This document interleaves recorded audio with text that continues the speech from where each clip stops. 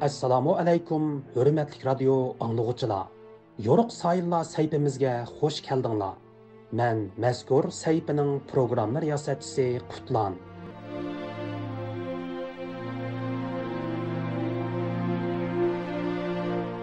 Anglar men do'stlar. Tövəndə diqqətinizlər 20-ci əsr Uyğur tarixidəki böyük ictimai islohotchi, yeni ma'rifchilik harakatining bayroqdori, ma'rifatparvar mutafakkur Abduqodir Domollamning hayot yo'li va kurash musofasiga bag'ishlangan mazkur programmada bo'lg'ay.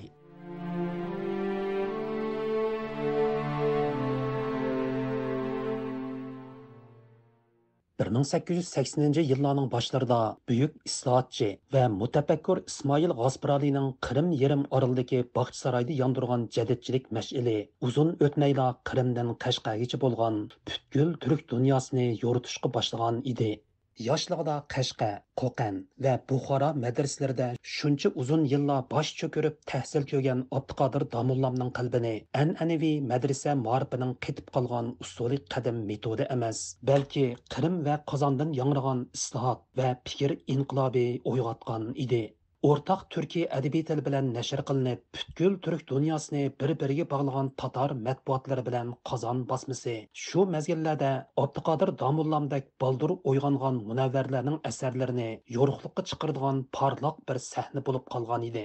Bu haqda fikir bayon qilgan Amerikadagi yosh Uyg'ur bilim odamlaridan Taron Uyg'ur apandi Qozon bosmasi degan bu so'z shu zamonlarda ilg'or fikrlik asarlarning va sifatlik nashr buyumlarining markasi bo'lib qolgan edi, deydi. 19 asrdan keyingi yarmida Rossiyaningki Qozon, Ufa, Orenburg qator shaharlari jadidchilik harakatininki muhim faoliyat markazlariga aylangan. Bo'libmi axborotchilik va nashriyatchilik sohasida mazkur shaharlar yetakchi o'rinda olgan. Qozon bosmasi degan bu so'z ilg'or fikrlik asarlarning va sifatlik nashr buyumlarininki markasi bo'lib qolgan. Abduqodir Domollam ikkinchi qatamliq chet el ziyoratidan qaytib kelgan yillarda, ya'ni 1910 yildan 1912 yilgacha bo'lgan jarayonda uning bir yurish asarlari Qozon va O'rinboroqdagi tatar matbaalarida besilib, kuchli ta'sir paydo qildi. Taron Uyg'ur apandi Abduqodir Domollamning bu yillarda Qozon matbaasida besilib chiqqan kitoblari haqida to'xtalib, bu asarlarning bir qismida butkul turk dunyosi bilan musulmonlar jamoatini uyg'onishga, ma'rifat orqali qudrat tepishga va o'zlarini isloh qilishga chaqiriq qilganligini, yana bir qismining Sharqi Turkistondagi usuli jadid maktablarida darslik sifatida qo'llanilganligini tilga oladi.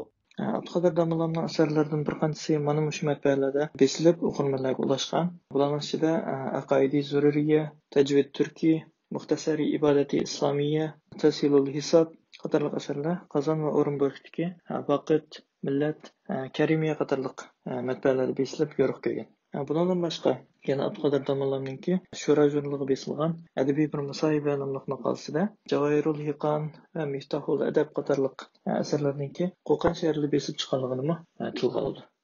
Türkiye Egey Üniversitesi Türk Dünyası Tədqiqat İnstitutunun professori doktor Alimcan İnayət Əpəndi Abduqodir Domollamның əsərləri və onun aqartış fəaliyyətləri haqqında çonqur izleniş elib bağlan tədqiqatçılarının biri. U Abduqodir Domollamның bizga qoldirgan qimmatlik əsərlərinin tizimligini mundaq bayon qiladi. Abduqodir Domollam 10dan ko'p kitob yozgan. Bu kitoblarni bundaq ko'rsatish mumkin. Miftahul Adab, Javohirul Hiqon, Tajvidi Turki, Aqaidi Zaruriya, Ibadati Islomiya, Nasihati Amma, Hidoyatun Nah, Bidayatü's Sar, ilmi hisob, ilmi coğrafya, bundan başqa yana yosh o'smirlarga nasihat, meyveler munozarasi degandek. Abduqodir Domollam bu ders kitoblardan başqa yana shu Miftahul Adab, Javohirul Hiqon qatorliq ba'zi kitoblarni arabchadan, farschadan tarjima qilib nashr qildirgan. Bu kitoblarmi shu ders jarayonida o'qitilgan, qo'shimcha qilib o'qitilgan.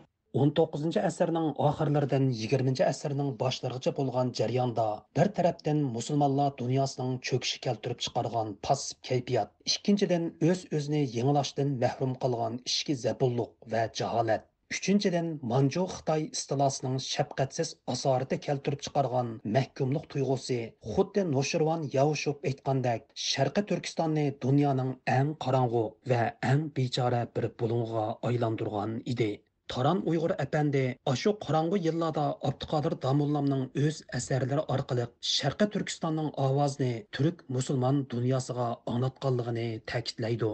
Abduqadir Damulla 20 asrning boshlari Chorosiyaga va tatar yurtlarida nashrdan chiqishga boshlagan Vaqt Shura qatorliq gazeta va jurnallarda o'zining asarlarini e'lon qilib turgan. Turk musulmon dunyosidan bir mazgil munosabati uzilib qolgan Sharq Turkistondan jumladan qadimiy yurt bo'lgan Kashgardan Abduqadir Damullaning qalami bilan yangragan ayni zamonga loyiq ilg'or fikrlik ideyalar ayni chog'dagi bu matbuotlarning o'qirmanlarning diqqatini tabiiy holda o'ziga jalb qilgan.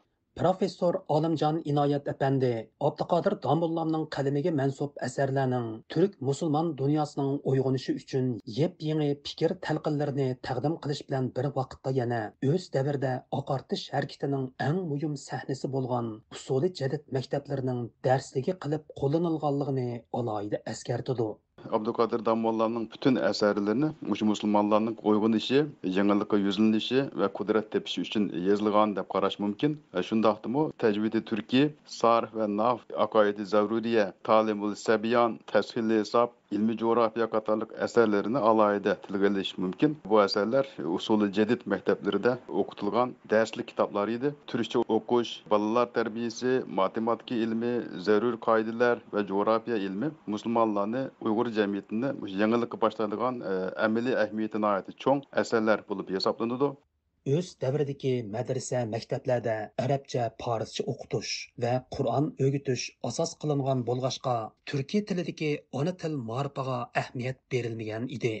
Shu sababdan Abduqodir Damollam vakilligidagi jadidchi sarxillar ko'nicha o'qitish, ya'ni usuli qadimni isloh qilib, yangicha o'qitish, ya'ni usuli jadid metodini yo'lga qo'yishni butun kuchi bilan tashabbus qilgan edi. Bo'libmi bu jihatda Abduqodir Damollamning ona til, hisob, coğrafiya va boshqa fan bilimlari haqida tuzgan kitoblari shu davrlarda intayin zo'r yangiliklar hisoblanadi. Chunki burungi usuli qadim maktablarida darslar asosan arabcha, farscha orqali o'tilganligi uchun o'quvchilarniki savod chiqarish muddati uzun va qiyin bo'lgan. Shunga darsni arabcha, farscha emas, turkcha, ya'ni uyg'urcha o'tish tashabbus qilingan. Buning uchun turkcha o'qish qoidalari tuzib chiqilgan. O'quvchilarga Qur'on o'qitish bilan birga yana matematika, coğrafya qatorliq fan bilimlari o'qitilgan. Bular shu davrlar uchun elib aytganda nihoyat cho'ng islohot va yangilik bo'lib hisoblanadi. 1916 yili Shura jurnalida e'lon qilingan Damolla Abduqodir kimdir nomli maqola Abduqodir Damollamning ilm sohasidagi mo'l natijalarini va shon shuhratini butkul turk dunyosiga tunishtirgan edi. Taran Uyg'ur әпәнде mazkur maqolada Abduqodir Damollamning keskin bir islohotchi, musulmonlarni uyg'onishga da'vat qilgan buyuk mutafakkur bo'lib qolmasdan, balki yana arab faris tillarida kamolatga yetgan bir yetuk olim ekanligiga lilla baho berilganligini ta'kidlaydi. 1916 yılı Şura jurnalida maxsus Abduqodir Damollam kimdir nomli bir parcha o'chirik e'lon qilinib, Abduqodir Damollam rasmiy holda mazkur jurnalning o'qirmanlariga tafsiliy tunishtirilgan. O'zining Alshar maktublari nomli sayohat xotirasi bilan Uyg'ur o'qirmanlarga tonish bo'lgan tatar ziyolilaridan Nushirvan Yavshub Abduqodir Damollam ayni chog'da Shura jurnalida e'lon qilgan Bayon haqiqat nomli maqolaga yozgan tahrir ilosida Abduqodir Damollamningki arab tilidagi fasohati, shundoqla ilmiy qobiliyatiga noitdi hurmatini bildirgan, shundoqla o'zining qoyilligini ifodalagan. Yani Abduqodir Damollamningki ayni chog'dagi ilmiy saviyasiningki Buxoroda madrasalarda 8 yil tarbiya ko'rgan bir o'quvchiningki saviyasidan oldiburun ishib ketganligini tasdiqlagan. Oxirida professor Olimjon Inoyat әпәнде Abduqodir Damollamning keyingilarga qoldirgan qimmatlik asarlari va ularning qimmati haqida o'zining xulosa xarakterli fikrlarini mundoq bayon qiladi. Qısqacha qilib aytganda, o'sha Abdülkadir Damollamning asarlari birinchidan yangi Uyg'ur ma'rifining shakllanishi uchun, ikkinchidan chog'dash Uyg'ur adabiyotining shakllanishi uchun asos yaratgan. Uchinchidan Turk dunyosining, ya'ni jumladan Uyg'ur jamiyatining jaholatga xotim berishi uchun yo'l ko'rsatgan. To'rtinchidan jadidchilik harakatining umumiy yuzlanishiga moslashib, diniy kimlik bilan birga milliy kimlikning tiklanishi uchun nazariyaviy yo'l selib bergan. Shunga bu asarlarning tarixiy, ilmiy va pedagogik qiymati shundaqla ijtimoiy qiymati nihoyatda yuqori deb aytolamiz. Qadrlik radio anglag'uchilar, yuqorida Abduqodir Damollamning hayoti va uning kurash yo'liga berishlangan maxsus radio programmasining 6-qismini diqqatingizga sundik. Bu vaqtdagi anlatışımızның oxiri davomliq diqqatinglarda bo'ladi. Programmani Qutlan tayyorladi.